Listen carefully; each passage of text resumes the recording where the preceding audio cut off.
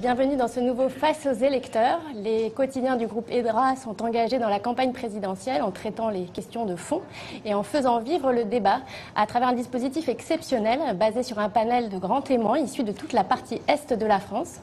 Aujourd'hui, parmi nous, 6 d'entre eux, José, Ingrid, Maxime, Hicham, Delphine et Jean-Luc sont avec nous pour interviewer Jean-Luc Mélenchon, le candidat de l'Union populaire. Pendant 1h30, vous allez pouvoir poser toutes les questions qui vous tiennent à cœur sur les sujets du quotidien.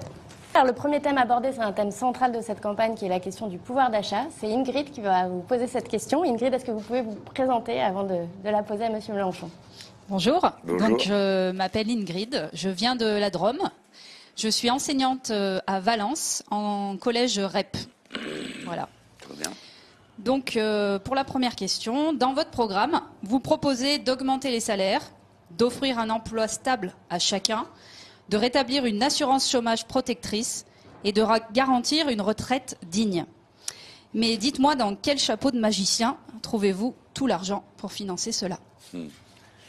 Dans le chapeau, je vois tout ce que ça rapporte en économie. Parce que vous savez, l'esprit public est tellement déformé que les gens croient que ce qui se fait, c'est la norme, c'est la nature. Faire autrement coûterait forcément beaucoup plus cher.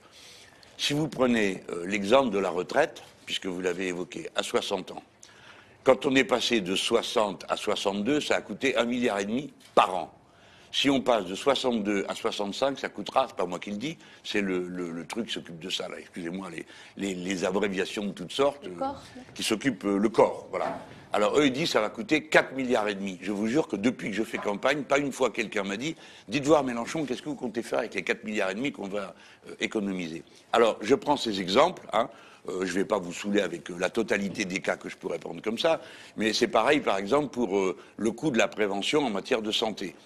Quand je parle de la malbouffe, qui pour moi est un sujet central, méprisé, considéré comme secondaire par des tas de gens, mais comme on n'entend rien tant qu'on ne donne pas de chiffres, je rappelle que ça coûte 50 milliards par an à la sécurité sociale dans l'assurance maladie, tout ce que ça provoque, le diabète, l'obésité, etc. Alors, par rapport à l'ensemble des dépenses qu'il y a à engager, que vous avez évoquées, il y en a encore d'autres, il faut se figurer un circuit économique complet et pas juste regarder la dépense à un endroit.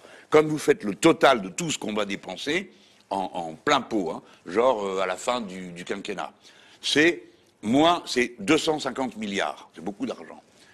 Mais les 250 milliards, contrairement à une illusion que les gens ont, quand c'est l'État qui les prend, il ne les verse pas dans le sable. C'est de l'argent qui tourne, qui circule. Donc cet argent, il tourne, il donne des cotisations sociales, il bouche les trous. Donc moins d'emprunt, donc moins de coûts d'emprunt. Il fait tourner le commerce parce que les gens qui ont les petites payes, je dis une petite paye jusqu'à 2000, 2500, c'est bon, c'est pas tout, ça fait pas vraiment une petite paye 2500, mais le revenu moyen, la paye moyenne d'un Français, le salaire médian c'est 1600 €. Le revenu moyen c'est 2000. Le revenu moyen on oublie, ça sert à rien, on met le milliardaire et les clochards dans la même boîte. Mais 1600 c'est la paye. Donc jusqu'à 1600 €, on fait quelques petites économies au début où ça va mieux, où il y a un peu plus de sous à la maison, et puis après on dépense tout. Donc tout va dans la consommation populaire. Et ça, c'est 53% de la production de notre pays. Donc si vous voulez, ça sort d'un côté 250 milliards, tchouf, ça passe dans tous les tubes, et à la sortie, ça rapporte 267 milliards. Alors vous pouvez dire, ah ben ça c'est promesse de Mélenchon, vous avez calculé ça sur un coin de votre bar, là, avec vos potes. Non. On a pris un modèle, il y en a 2 dans ce pays, qui sont défavorables les 2 à nous.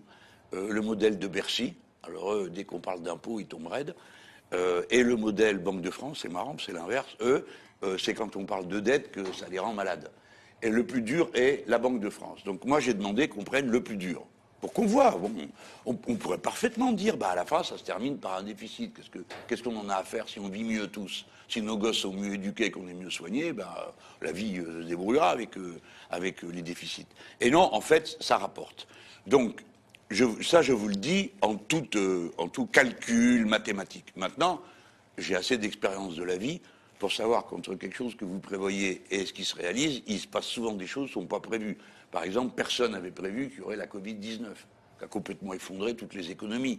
Donc, moyennant des imprévus auxquels on ferait face, donc ce qu'il faut demander, c'est Quel est l'état d'esprit? Donc moi, mon état d'esprit, c'est une société qui est libérée de la dictature du marché. Je ne crois pas que le marché soit l'arbitre invisible capable de tout réguler.